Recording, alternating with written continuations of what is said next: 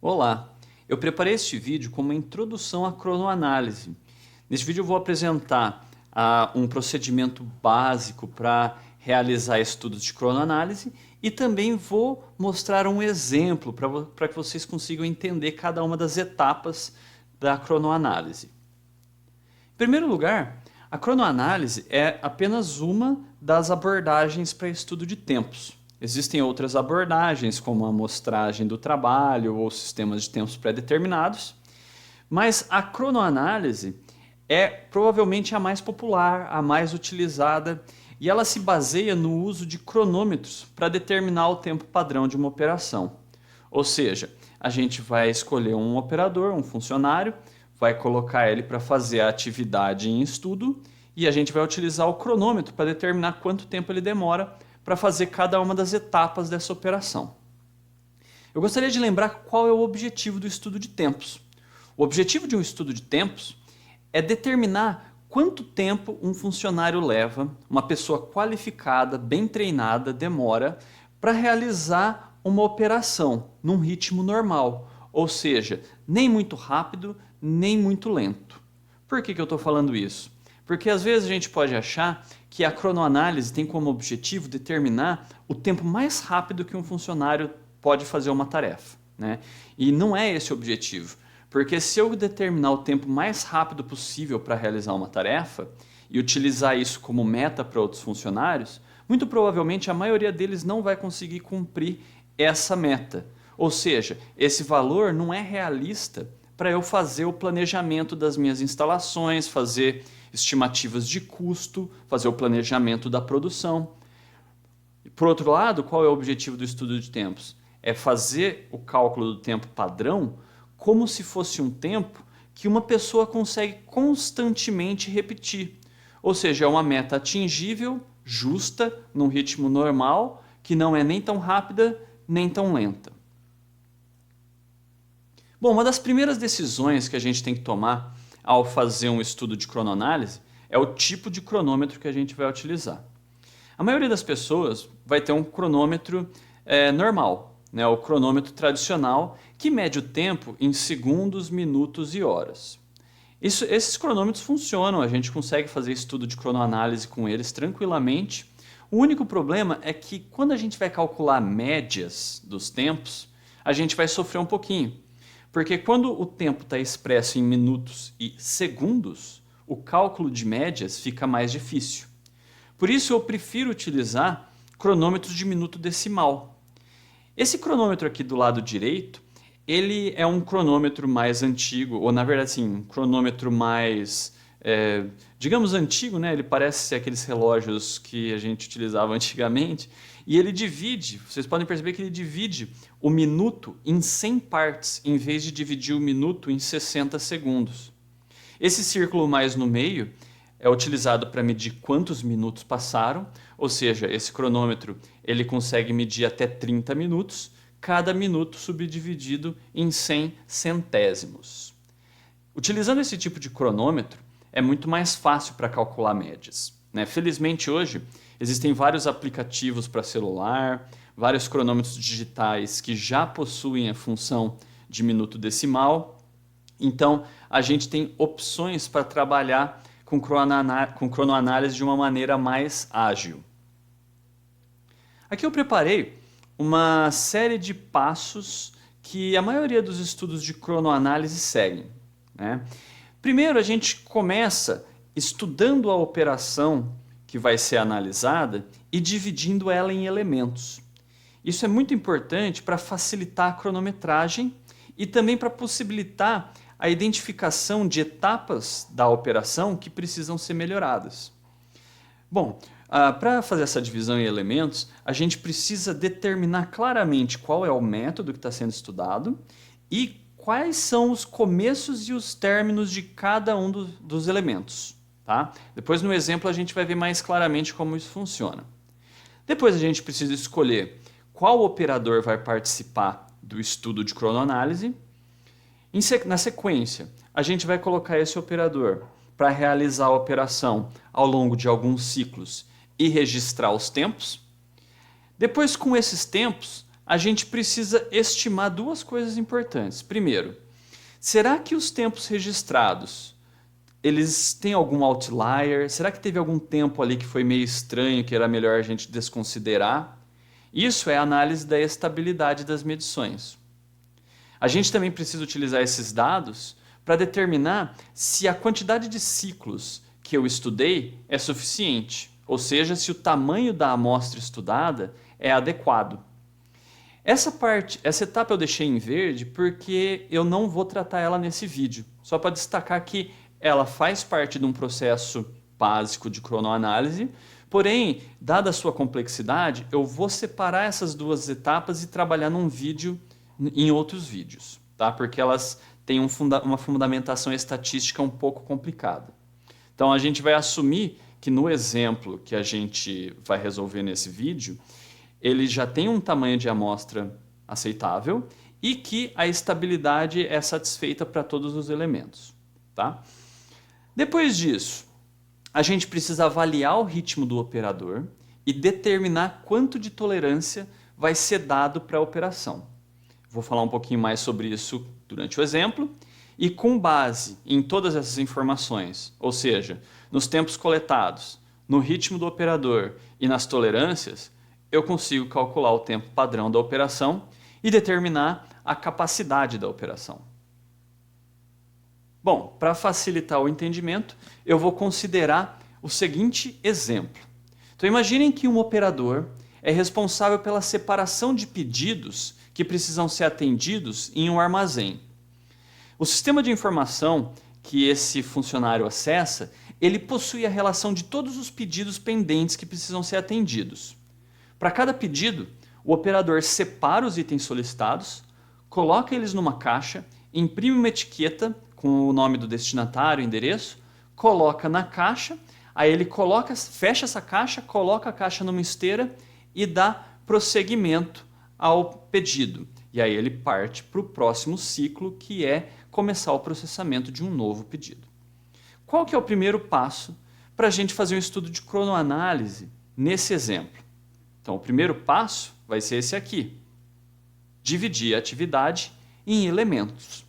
Então, da maneira que eu pensei a operação, né, cada armazém pode fazer isso de uma maneira diferente, eu separei dessa forma, separei em 5 elementos. Primeiro, o funcionário procura no sistema o próximo pedido, lê o conteúdo que deve ser colocado na caixa, aí a hora que ele sai do computador, a gente fecha o primeiro elemento. Aí começa o segundo, que é ele pegar uma caixa, colocar os itens do pedido dentro da caixa. O terceiro elemento, ele fecha a caixa com fita adesiva. No quarto elemento, ele prepara e cola na caixa uma etiqueta com os dados do destinatário. E por fim, no último elemento, ele coloca essa caixa na esteira rolante e aperta algum botão no sistema informando que o pedido foi despachado. Essa foi a minha divisão. Não é importante a gente focar tanto nessas etapas pensando no armazém, tá, pessoal? Cada armazém vai trabalhar de uma forma diferente. Eu quero só mostrar para vocês que a primeira etapa é separar toda a atividade em elementos. Depois, a gente precisa escolher o operador. Eu queria fazer algumas observações sobre essa etapa, tá? Primeiro de tudo, a gente precisa escolher um funcionário que tenha um desempenho médio em comparação com os demais. Ou seja, não pode ser um funcionário que trabalha muito rápido, porque vai ser difícil os outros funcionários conseguirem atingir o mesmo desempenho de um funcionário muito rápido. Para eu determinar um tempo padrão, eu preciso achar um funcionário que trabalhe num ritmo mais normal possível. Além disso, ele precisa ser bem treinado, conhecer bem o processo, o método sendo estudado. Para isso, a gente pode recorrer ao supervisor da operação que a gente está estudando. Então, a gente poderia ir lá no armazém, conversar com o supervisor do armazém e perguntar qual funcionário ele recomendaria para a realização do estudo de tempos. A gente pode priorizar funcionários que já participaram de outros estudos, ou então funcionários que têm eles têm um comportamento colaborativo e proativo com a empresa, né? Por quê? Porque às vezes alguns funcionários eles podem tentar enganar a cronoanálise, né? Por quê? Às vezes, o funcionário não sabe o objetivo do estudo e ele vai tentar trabalhar o mais rápido possível porque ele vai achar que ele está sendo avaliado. E o objetivo não é fazer o cara trabalhar mais rápido, é fazer o funcionário trabalhar num ritmo normal, num ritmo tranquilo. Por outro lado, alguns funcionários podem tentar trabalhar muito lentamente para aumentar o tempo padrão, ou seja, para a gente considerar que eles têm que produzir menos, né? Por isso, a gente tem que tomar muito cuidado nesse segundo passo. A gente tem que escolher um funcionário confiável, que colabore com a empresa, que entenda o objetivo de um estudo de cronoanálise. Bom, no terceiro passo, a gente vai coletar os dados em si. Ou seja, a gente vai colocar o operador selecionado para trabalhar e com o cronômetro a gente vai registrar os tempos. Nessa tabela, vocês podem observar que eu coletei 10 ciclos. Ou seja, o que são 10 ciclos? 10 ciclos significa que ele processou 10 pedidos. Em outras palavras, ele executou os 5 elementos da operação 10 vezes. Por isso que eu tenho aqui 50 medições de tempo. Essas 50 medições de tempo correspondem aos 5 elementos das 10 repetições que eu estudei. Em geral, para fazer um estudo preliminar, a gente utiliza de 10 a 20 ciclos. Eu utilizei 10 aqui para caber no slide, para ficar mais fácil da gente observar. Bom, então com esses dados, a gente está quase apto a calcular o tempo padrão. Falta ainda a gente definir qual foi o ritmo do operador e quais são as tolerâncias. A avaliação do ritmo ela é feita pelo analista durante e depois da coleta dos dados de tempo. É uma avaliação bem subjetiva, tá? Que é sujeita a erros, a críticas, mas na medida em que o analista de tempo vai ganhando experiência e vai conhecendo o processo, diminuem as chances de ele errar nessa avaliação. O objetivo é o seguinte: considerando que um funcionário em ritmo normal é 100%, como que você avaliaria o funcionário que foi estudado? Então, nesse exemplo, a gente vai considerar o seguinte: o funcionário estudado vai receber uma avaliação de 95%, porque o analista de tempos achou que o funcionário que ele estudou trabalhou um pouquinho mais lento do que o normal. Ou seja, eu vou dar uma nota de avaliação de ritmo um pouco mais baixa. Se eu achasse que ele tivesse trabalhado um pouco mais rápido que o normal, eu teria que dar uma avaliação acima de 100%, por exemplo, 105%, 110%. Tá? Então, por ter considerado que o funcionário trabalhou um pouquinho mais lento do que o normal, a gente deu uma nota para ele de 95%. Além disso, a gente precisa definir as tolerâncias. Essas tolerâncias correspondem ao tempo que o funcionário precisa ao longo do seu dia de trabalho para necessidades pessoais, tomar uma água, ir ao banheiro, descansar porque o trabalho causa fadiga. E nesse exemplo, eu vou considerar aqui a tolerância de 10%. Ou seja, em torno de 10% do tempo de trabalho dele é gasto. Eu vou conceder isso de tolerância para que ele gaste esse tempo com esse tipo de parada. Tá? Agora que a gente tem as medições de tempo, a avaliação de ritmo e as tolerâncias, a gente pode utilizar esse passo a passo aqui embaixo para calcular o tempo padrão. Então a gente pode ver o seguinte: aquela tabela de dados de cronometragem que a gente tinha anteriormente, elas vão ser utilizadas para a gente determinar o tempo observado da operação. Por que é observado? Porque do funcionário que a gente estudou, qual é o tempo que ele leva para fazer a operação. Aí a gente vai utilizar a avaliação de ritmo para pegar esse tempo observado e transformar ele no tempo normal, que é o tempo que um funcionário em ritmo normal faria essa operação. Por fim, a gente vai adicionar as tolerâncias e finalmente a gente chega no tempo padrão. Então vamos lá. Aqui a gente tem aquela tabela com as medições originais de tempo, com a adição dessa última linha, que calcula o tempo médio de cada elemento. Ou seja, aqui eu consigo estimar qual é o tempo médio que o funcionário gasta em cada uma das 5 etapas do processamento de pedidos. Se eu somar todas essas médias, eu tenho o tempo observado da operação. Isso significa que, para o funcionário que eu estudei, com os dados que eu coletei, ele demora 2,76 minutos para fazer cada ciclo em média. Só que esse tempo eu não posso generalizar para todos os funcionários. Por quê? Porque esse tempo, 2,76, ele é o tempo observado deste funcionário. Ele não é o tempo que eu vou utilizar para qualquer funcionário trabalhando no ritmo normal.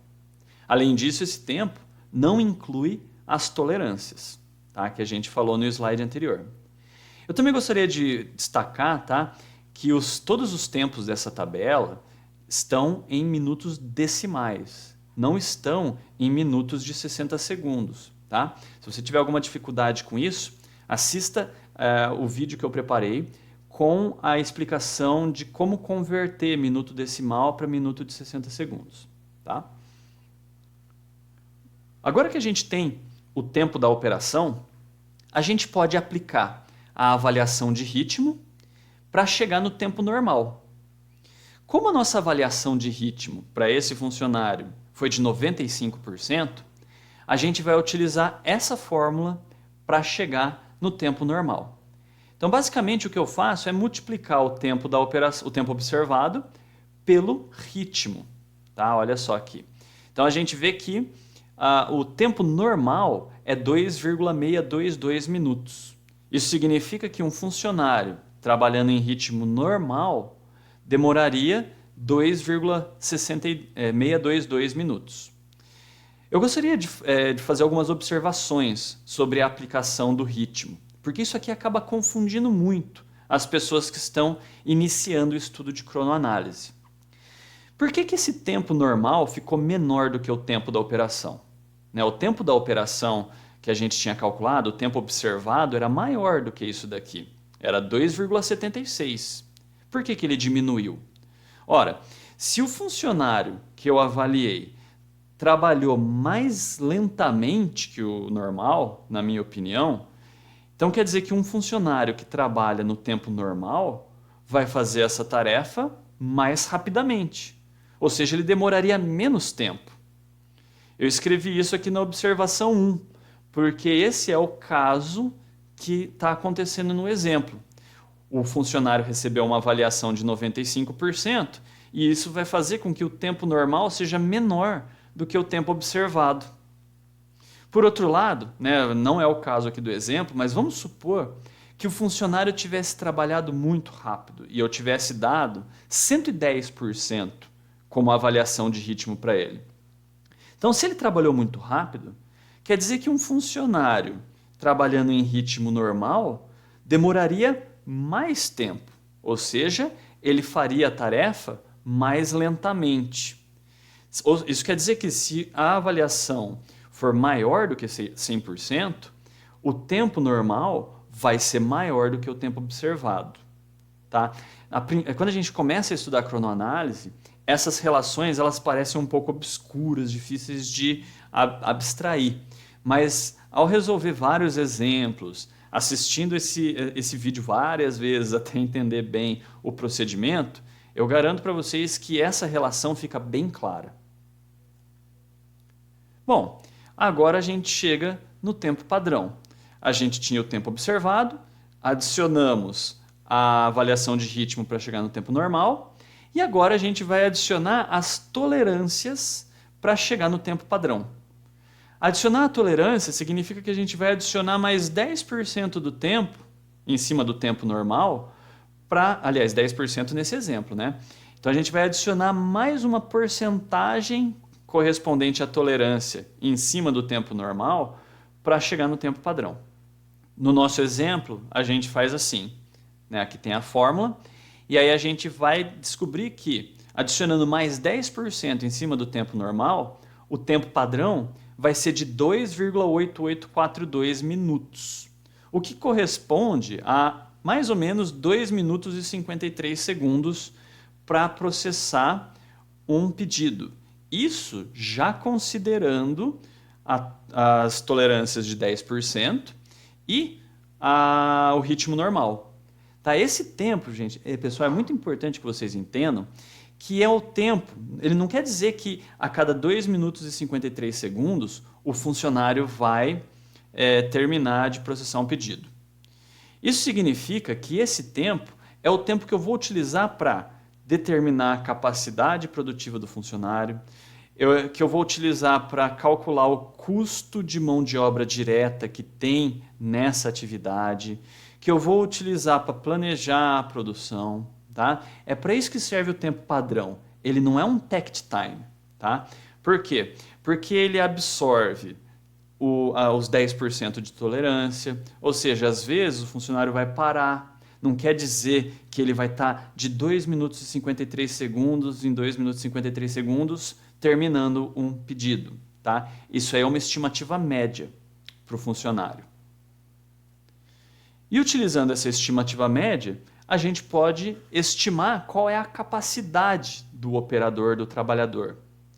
Supondo que no nosso exemplo o turno de trabalho tenha 8 horas por dia, a capacidade do processo por funcionário vai ser de 166 pedidos por dia, por turno de 8 horas.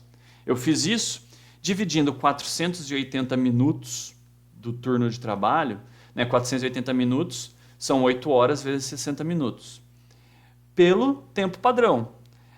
Aí eu arredondei para baixo, tá? Eu recomendo que sempre arredonde para baixo, porque se eu arredondar para cima, mesmo se tivesse dado 166,9, eu corro o risco de estar diminuindo a tolerância, tá? Ou seja, eu não estaria concedendo 10% de tolerância, e sim alguma coisa abaixo de 10%.